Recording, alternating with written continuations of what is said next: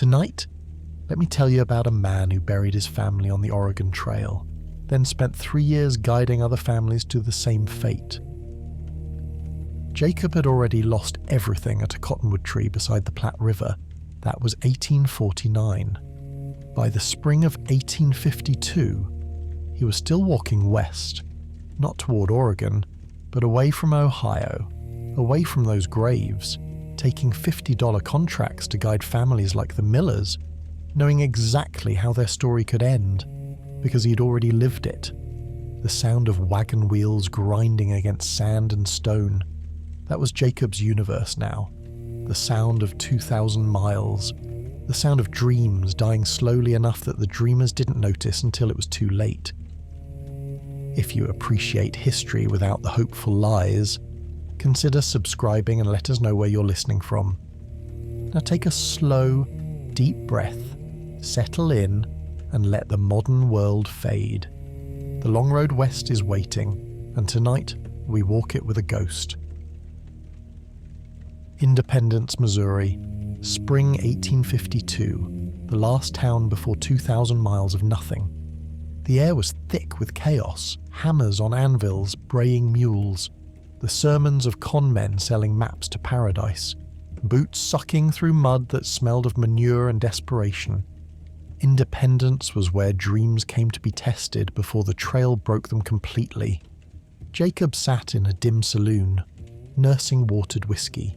This was his office now. For 3 years, he'd been taking contracts, escorting families west, burying the ones who didn't make it. The math was simple and brutal. 1 in 10 arrived whole. The rest left pieces of themselves scattered along the trail like breadcrumbs that led nowhere. When Silas Miller walked through the door, Jacob saw himself, not as he was now, but as he'd been 3 years ago. Soft hands, bright eyes with that fever glow of belief, and tucked in his belt, Hastings' Guide.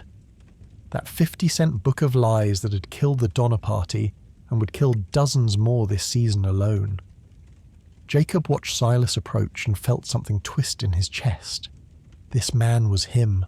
Before Emily's fever, before losing Rebecca, before the cottonwood tree and the hastily dug graves and the wagon train that kept moving because the trail didn't care about grief. Silas talked about fresh starts, about building something for his son, about the future waiting in Oregon.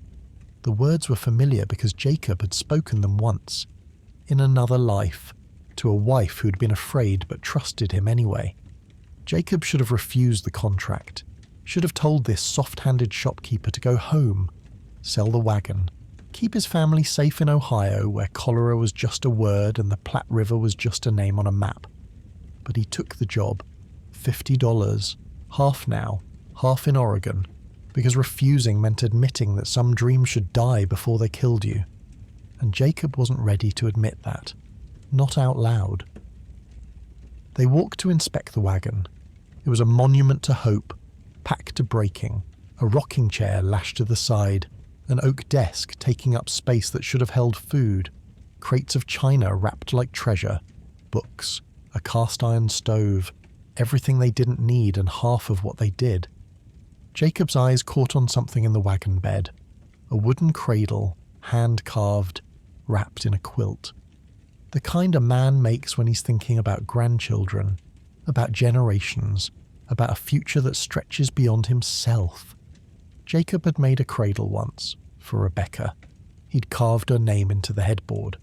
It was still in Ohio, or maybe someone had burned it for firewood. He'd left it behind when he started walking west, along with everything else that reminded him of what he'd lost. He looked at Silas Miller's cradle and felt the past press against the present like a hand on his chest.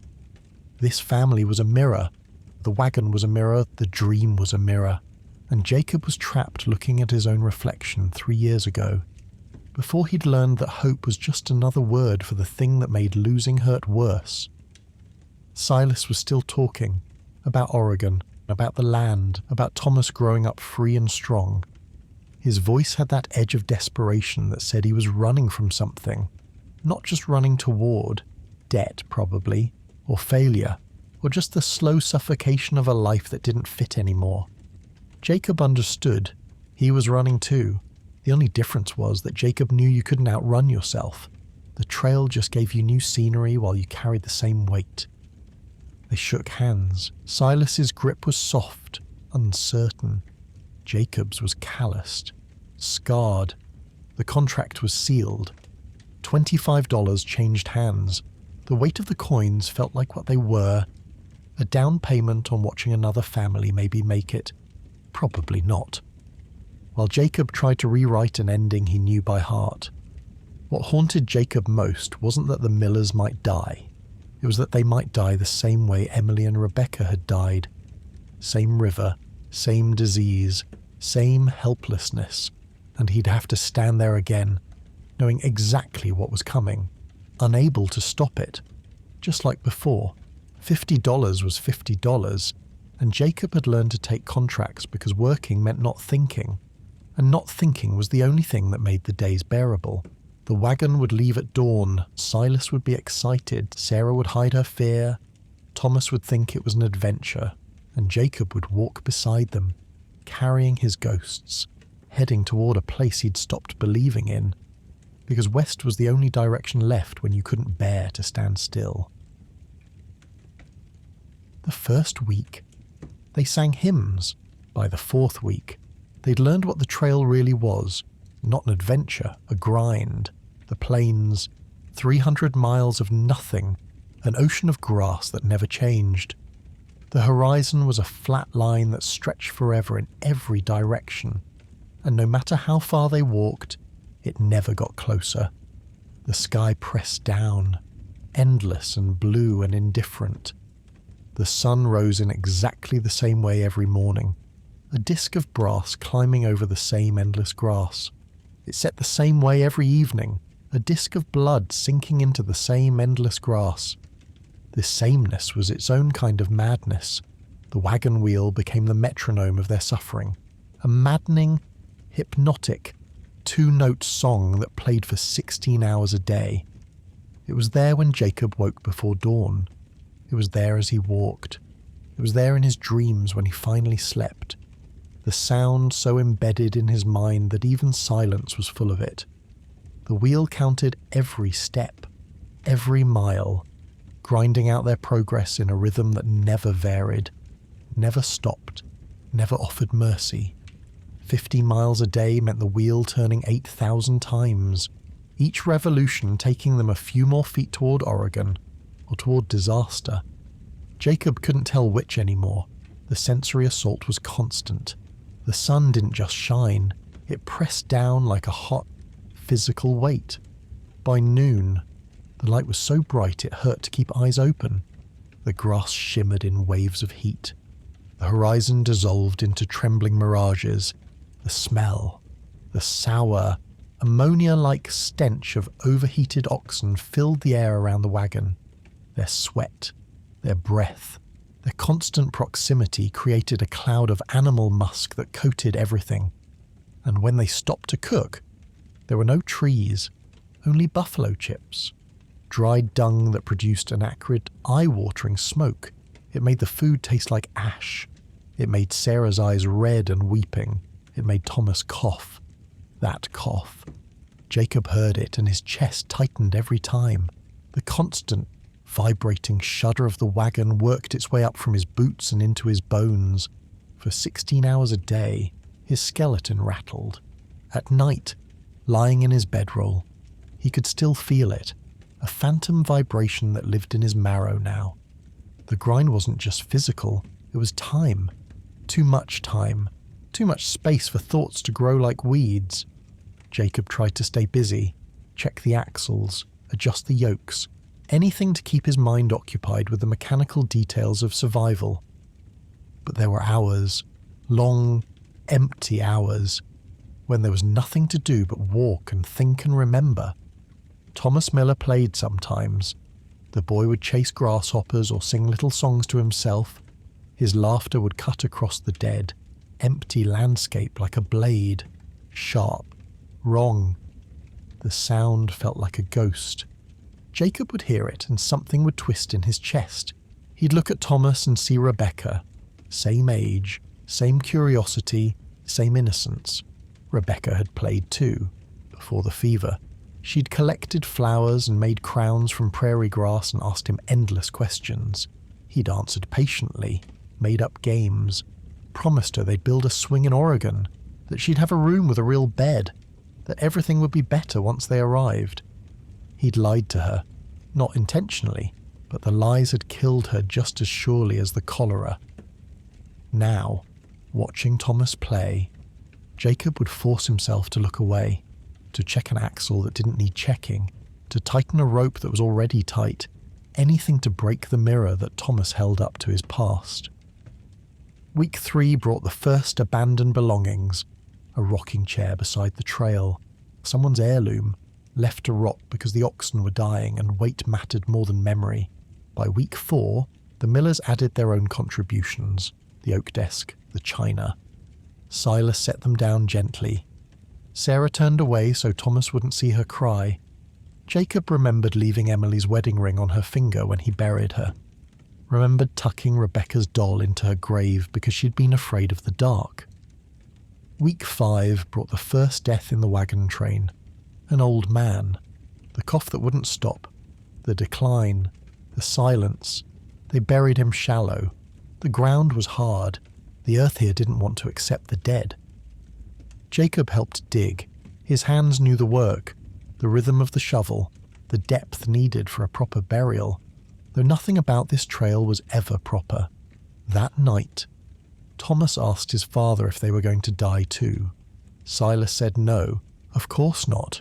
They were going to be fine. His voice shook when he said it. Jacob sat apart and thought about the lies we tell children, about how Emily had promised Rebecca they'd see Oregon, about how he'd promised Emily he'd keep their daughter safe, about how promises meant nothing when the fever came. The plains stretched endlessly, day after day of the same horizon. It did something to your mind, that sameness, made time feel broken, made yesterday and tomorrow blur into an eternal now where nothing changed except that you kept walking and the trail kept taking. Jacob counted the miles to the Platte River. 700 behind, 300 ahead. Every step bringing him closer to the place he'd been running from for 3 years. Watching Thomas laugh as he chased a rabbit through the grass, Jacob felt the weight of loss settle on him. Remembered Rebecca's fever. Remembered her last moments. So quiet he'd almost missed them. Remembered the silence that followed, louder than any sound. The trail was a wheel turning, history repeating, and Jacob was trapped inside it, walking the same path and heading toward the same river, carrying a different family toward the same fate while his ghost walked beside him, patient and permanent and waiting for him to fail again. Week 8, the Platte River. Jacob stood on the bank and looked at the cottonwood trees. That one, right there, he'd buried them under that one, 3 years ago. The graves would be gone now, washed away or just reclaimed by the earth that didn't care about the names carved into makeshift markers. The river was brown with silt, a mile wide, 3 feet deep, too thick to drink, too thin to plough, and contaminated with cholera from 10,000 emigrants who'd passed through before them. The sickness flowing downstream to the next families, the next victims, the endless cycle of disease and death. The wagon train camped for 2 days.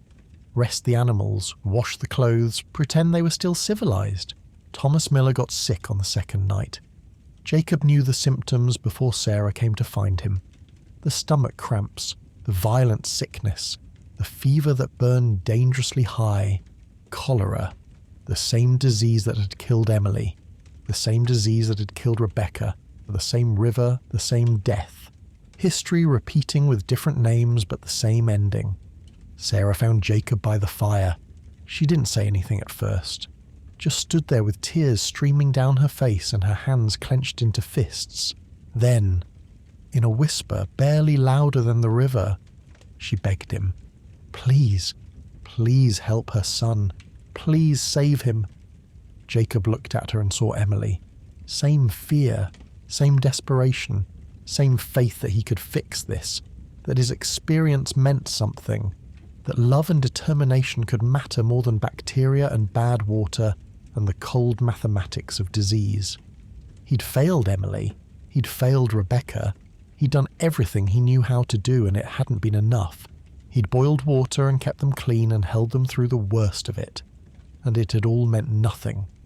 The cholera had taken them anyway, and Jacob had been left kneeling beside 2 graves, digging with hands that shook, while the wagon train moved on without him. He should have told Sarah the truth, that there was nothing he could do, that cholera didn't care about his experience or her prayers, that sometimes love wasn't enough and trying wasn't enough and children died while their parents watched helplessly. But he couldn't, because looking at her face was like looking at Emily's face, and he couldn't do that to her, couldn't take away her hope even if hope was a lie. So he stood, told her to boil water, told her to keep Thomas hydrated, told her to keep him cool and clean and comfortable. It wasn't medicine, it was busy work. Things to do so she wouldn't feel as helpless as he knew she was. For 24 hours, Jacob stayed by the Miller wagon, helped boil water, helped tend the boy, helped hold him through the worst of it. Every moment was familiar, every sound was an echo. Every breath the boy took reminded Jacob of those final days 3 years ago, under the same cottonwood trees. He told himself he was fulfilling his contract, told himself it was professional obligation, but he knew the truth. He was trying to save Rebecca, trying to rewrite history, trying to make this story end differently so that maybe, somehow, his own story would hurt less. It was insane, it was impossible, but he did it anyway because he couldn't watch another child die beside this river, couldn't dig another grave beside this water, couldn't stand beside another weeping mother and know that he'd failed again in exactly the same way. The fever broke on the second morning. Thomas lived. Sarah sobbed with relief. Silas gripped Jacob's shoulder hard enough to bruise, and Jacob felt something crack inside him. Not healing, but breaking differently. A grief that had been frozen for 3 years suddenly thawing, and the pain was worse than the numbness had been. Saving Thomas didn't bring back Rebecca. Helping this family didn't erase his failure with his own. The past was unchangeable. Emily and Rebecca were still dead. The cottonwood tree still stood, marking graves that had probably disappeared. But Thomas lived. This one time, this one boy, this one family, and for a moment, just a moment, Jacob let himself feel something other than the hollow emptiness that had lived in his chest since the day he'd walked away from the Platte River alone. The feeling didn't last. By afternoon, the numbness was back, the distance, the protective shell, but Sarah Miller looked at him differently now. She'd seen something in those 24 hours, seen past the competent guide to the broken man underneath. She didn't say anything, didn't need to. They both knew now that Jacob wasn't escorting them to Oregon. He was trying to atone for Emily and Rebecca by keeping Thomas alive, by preventing one mother from burying her child beside a river that didn't care about grief. The wagon train moved on, Thomas weak but breathing, the Platte River falling behind them, and Jacob carrying more weight now than before, not less. Because saving one didn't erase losing two, the math didn't balance. It never would. But he kept walking, because stopping meant thinking, and thinking meant remembering, and remembering meant standing still beside that cottonwood tree forever. Week 12 brought them to a river. Fast, cold, high with spring melt, the kind that flipped wagons and drowned families while others watched from shore. A dozen wagons were lined up at the main crossing point, men arguing about whether to ford or float, consulting guidebooks, debating approaches. The water got higher while they talked. Jacob walked the bank for a mile in each direction, searching, reading the water the way most people never learned because they died before they got the chance. He found it half a mile downstream, a bend where the river widened and slowed. The bottom firmer, the current weaker, the kind of crossing that didn't show up on maps because maps were made by survivors who followed crowds even when crowds were wrong. He went back for the Miller wagon without explaining, just walked. Silas followed. A few other families followed. They'd learned by now. When Jacob moved, you moved. When Jacob spoke, you listened. Because he'd kept them alive for 12 weeks, and 12 weeks on the Oregon Trail was long enough to know the difference between confidence and competence. At the alternate crossing, Jacob checked everything. The wagon balance, the oxen's harnesses, the angle of entry. He explained what would happen. The oxen would swim, the wagon would partly float, the water would be cold enough to stop hearts. No one should panic. No one should try to help if something went wrong. He went first, led the Miller oxen into the water himself. The cold hit like a fist. The current tried to push him downstream. The bottom was slippery, treacherous, but it was crossable. The wagon lurched into the water, the oxen swam with powerful strokes. The wagon tilted, settled, held. Water poured over the sides but didn't swamp it. Halfway across, the oxen hesitated. The current was stronger here. The bottom dropped away. This was the test, the moment where wagons flipped and families drowned. Jacob yanked the lead rope, hard, shouted at the oxen. They lunged forward, found bottom, pulled.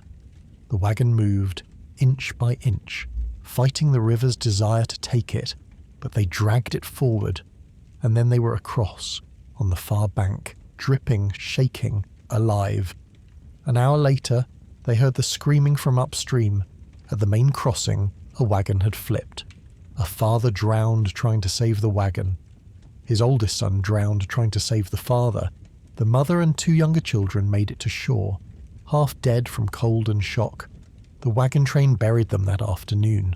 Jacob attended because it was expected. Stood in the back while a preacher said words about testing and glory. Watched the widow stand blank-eyed while her surviving children clung to her dress.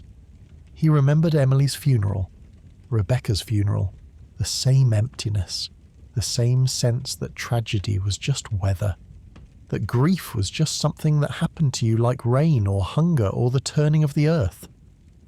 After the funeral, families approached Jacob, wanted to hire him, would pay more than the Millers, would follow his instructions without question. He refused. He had a contract. But the truth was more complicated. He was bound to the Millers now, not by money, by guilt, by the desperate need to prove that this time, this one time, the story could end differently. He'd saved their boy from cholera. He'd gotten them across the river.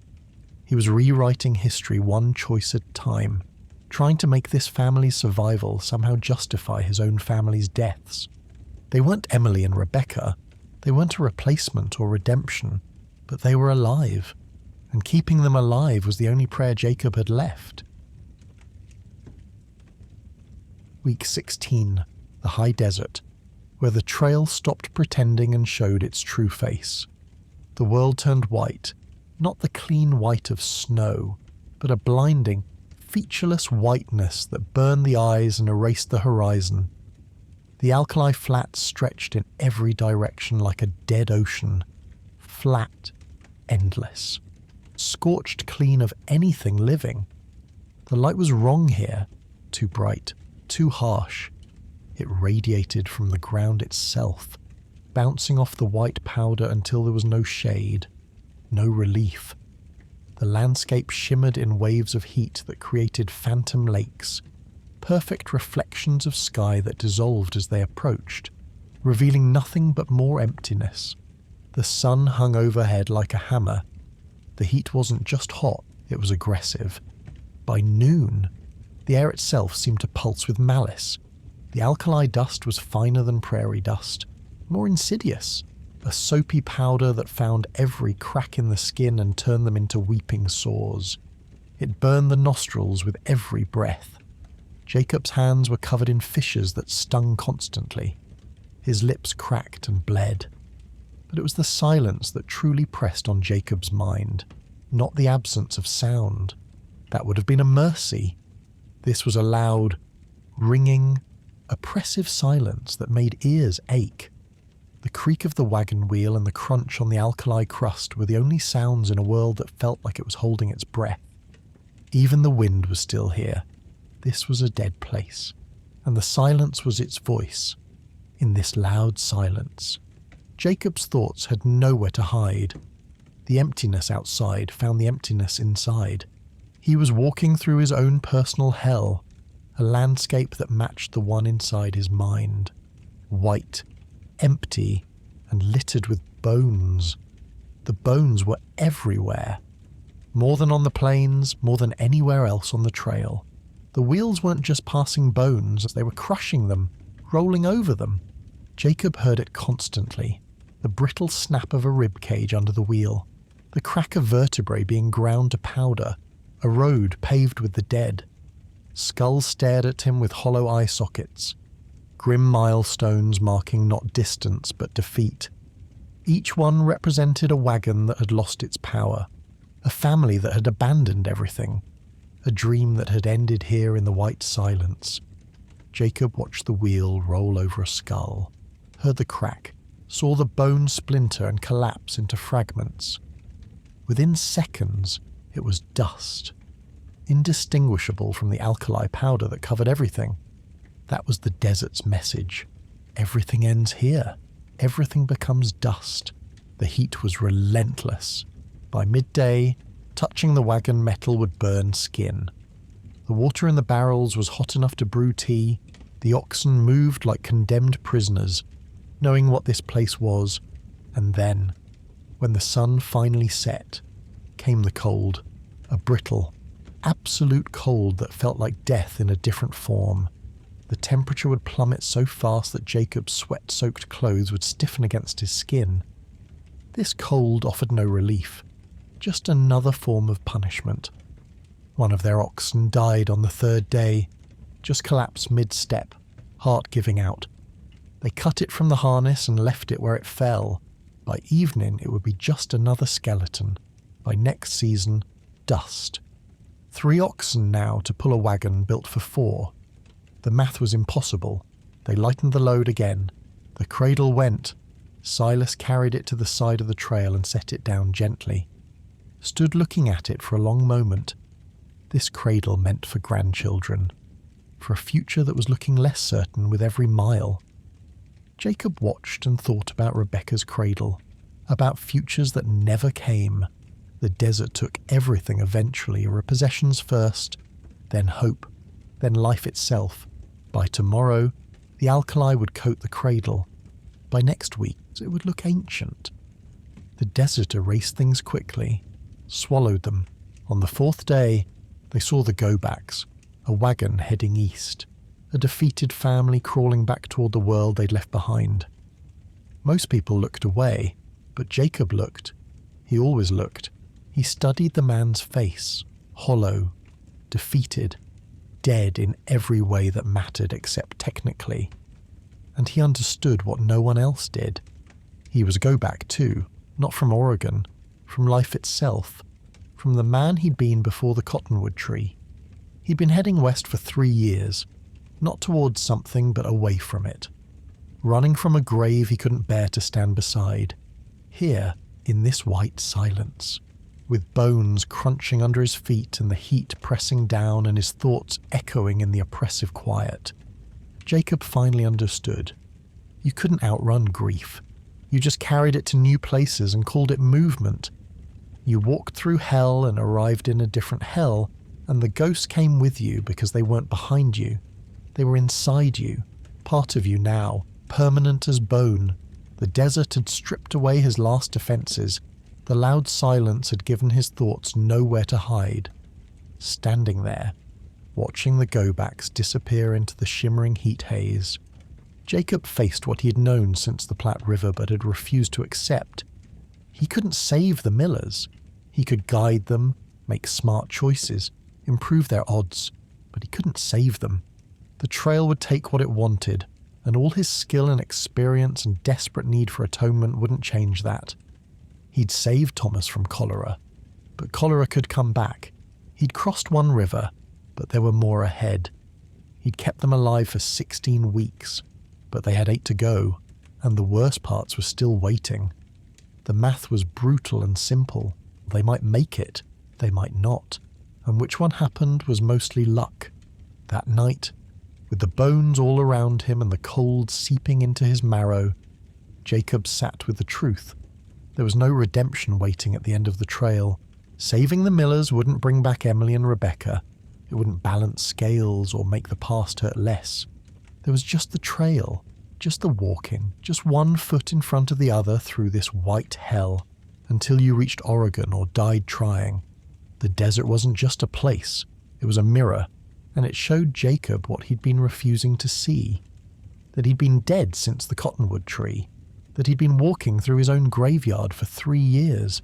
That geography couldn't save you when the real distance was between who you'd been and who you'd become. The alkali dust coated everything, turning them all into ghosts, and in the harsh white light, with bones crunching underfoot and silence pressing on all sides, Jacob finally stopped running from the truth. He was a ghost guiding other ghosts through a graveyard, and that was all he'd ever be, no matter how far west he walked. Week 18 brought the crisis, a sharp crack.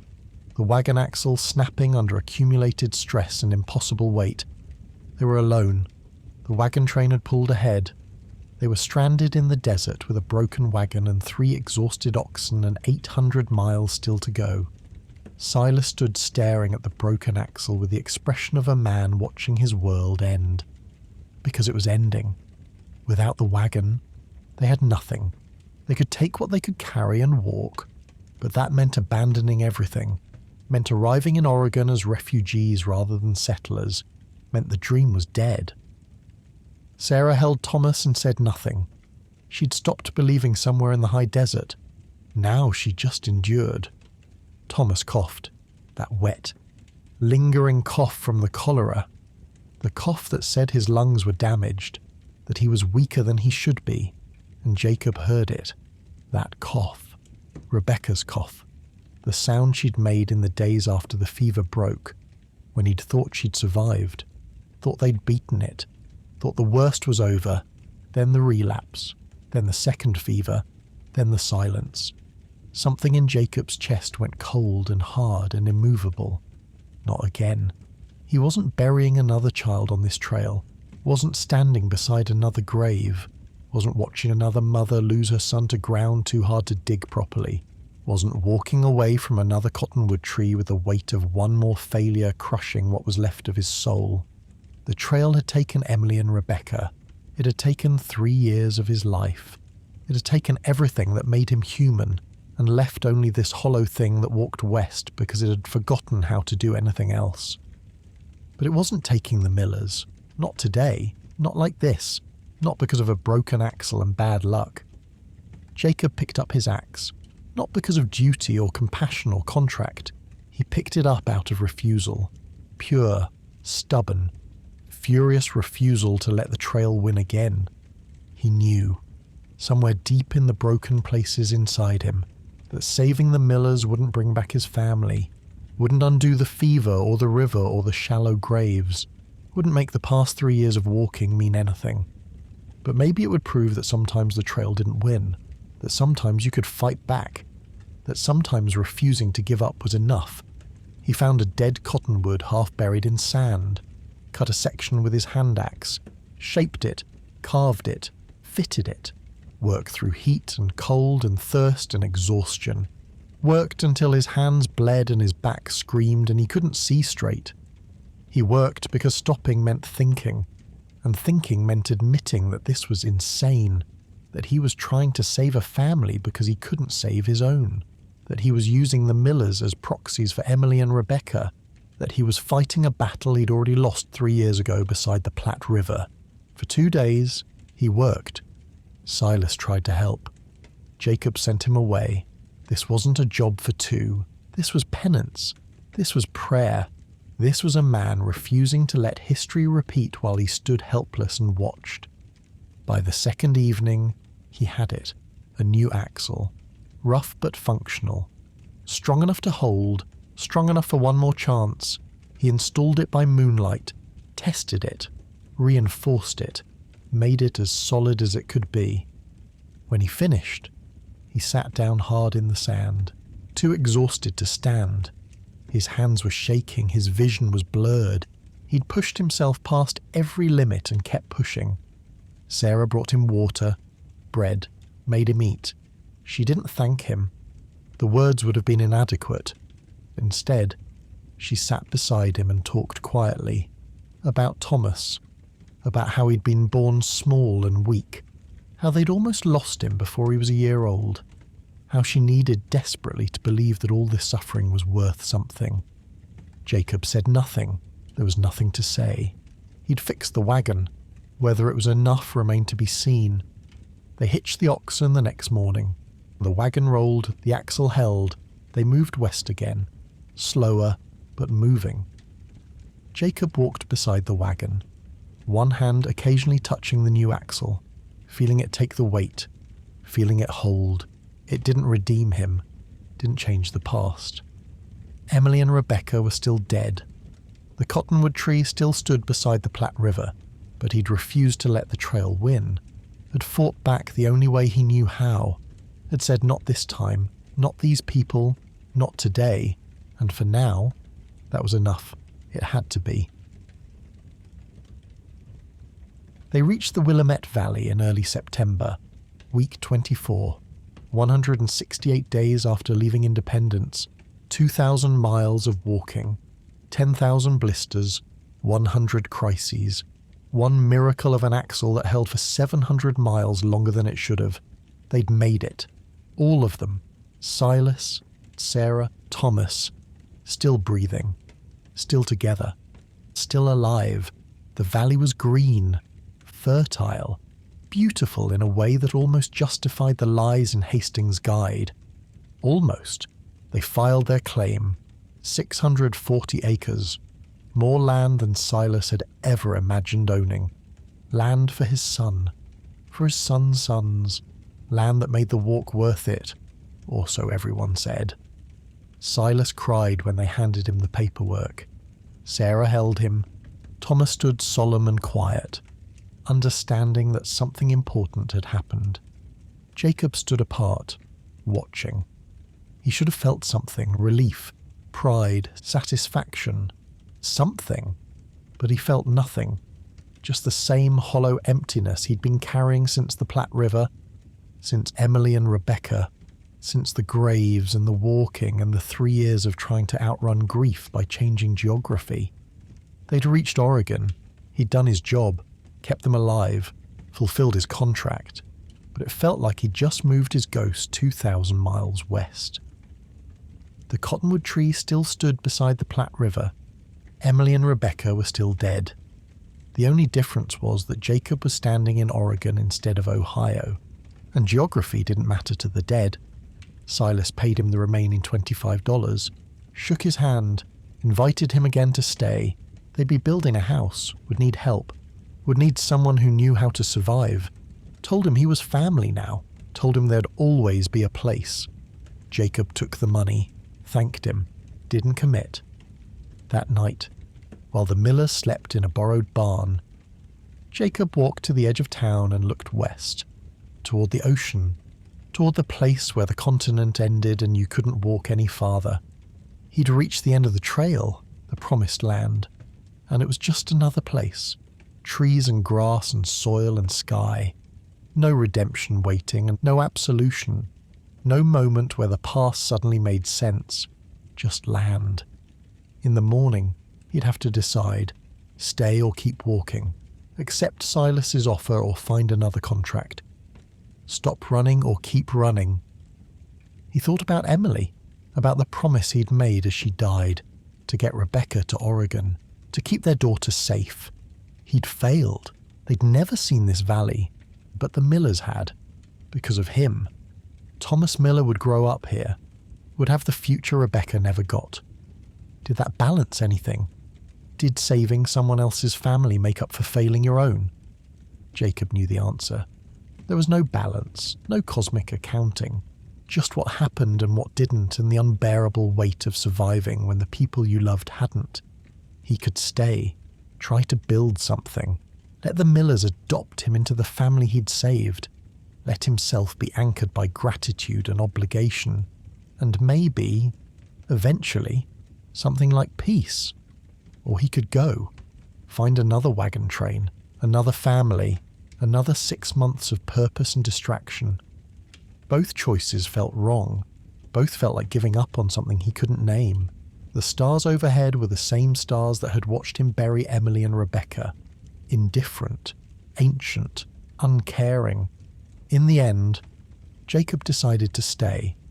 Not because Oregon had saved him, not because he'd found peace, but because the alternative was walking away from the only family he'd managed to keep alive in 3 years, and that felt too much like abandoning Emily and Rebecca all over again.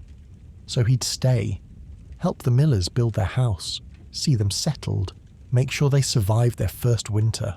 Not because he was healed, not because the trail had taught him anything except that suffering was arbitrary, and love didn't protect you, and the universe didn't care, but because maybe helping the Millers build their future was a way of honouring the future his own family never got. Maybe there was no redemption, but there could be purpose. Maybe he couldn't save Emily and Rebecca, but he'd save Thomas, and that had to count for something. Or maybe he was just tired of walking, tired of running, tired of carrying ghosts 2,000 miles. The sun rose over the Willamette Valley. Another day beginning. The Millers would wake. They'd start planning their house, their farm, their future. They'd need help. They'd need him. And Jacob would be there.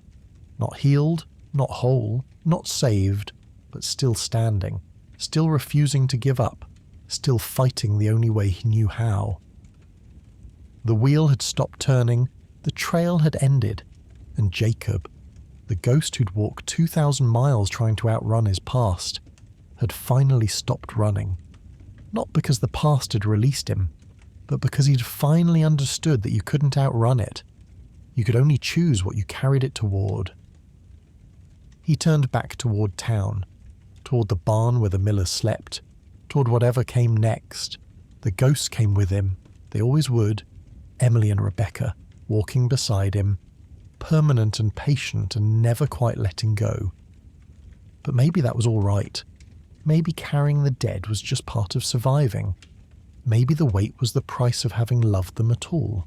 Jacob didn't have answers, didn't have peace, didn't have redemption, but he had a family to help build a house. And for now, for this day, this morning, this moment, that was enough. It had to be. The wheel stopped turning. After 2,000 miles, after 6 months, after 168 days of grinding forward, the wheel finally stopped. Jacob stood in the Willamette Valley and the silence was deafening. For half a year, that sound had been his metronome. The creak and groan of wood on stone, the rhythm that measured his days, the pulse that proved they were still moving, still alive, still refusing to give up. Now it was quiet, and the quiet was worse than the noise had ever been. He'd brought them to Oregon. The Millers would build their house, work their land, raise their son in the promised land. Thomas would grow up here, would have the future Rebecca never got, would live the life Emily had dreamed of for their daughter. Jacob had saved them. He'd refused to let the trail take another family. He'd fought against history and won. If winning meant they were breathing and he was standing and Oregon was real instead of just a word in a guidebook, but standing there in the Green Valley, Jacob understood the truth that no one tells you about atonement. It doesn't work. You can save 1,000 families and it won't bring back the one you lost. You can walk 2,000 miles and you're still standing in the same place. Beside a grave you can never leave. The Millers were grateful. They would never forget what he'd done. They would tell their grandchildren about the guide who'd gotten them to Oregon, who'd saved their father from cholera, who'd fixed the axle in the desert when everything seemed lost. But Emily and Rebecca were still dead. The cottonwood tree still stood beside the Platte River, and Jacob was still the man who'd failed to protect them, no matter how many other families he managed to save. That was the empty payoff of the Oregon Trail. You could reach the promised land and discover it was just land. You could fulfill every promise except the ones that mattered. You could survive and wish you hadn't, because survival without the people you were surviving for was just a different kind of death. Jacob had walked 2,000 miles trying to outrun his ghosts, and here, at the end of the trail, he finally understood. You don't outrun them, you don't atone for them, you just carry them every mile, every day, every breath. The wheel had stopped turning, but the weight remained. It always would. And maybe that was the only truth the trail had to teach. That some things you carry forever, that some losses never balance, that some graves stay with you no matter how far you walk or how many people you save, or how desperately you try to rewrite an ending that was written in stone 3 years ago. The sun was setting over the Willamette Valley. The Millers were safe. The contract was complete. The journey was over. But for Jacob, standing in the gathering darkness with his ghosts beside him, the trail would never really end. He would carry Emily and Rebecca for the rest of his life. And perhaps that was the only payment the dead ever asked for. To be remembered, to be carried, to never quite be left behind. The wheel was silent now, but in Jacob's memory, it would turn forever. The sound of 2,000 miles, the sound of 6 months, the sound of a dream dying, and a man learning that some things can't be saved, can't be fixed, can't be outrun, only carried, only endured, only survived, and that would have to be enough. The wheel stops turning, the trail ends, but the weight remains, and in the silence that follows, perhaps you can finally rest.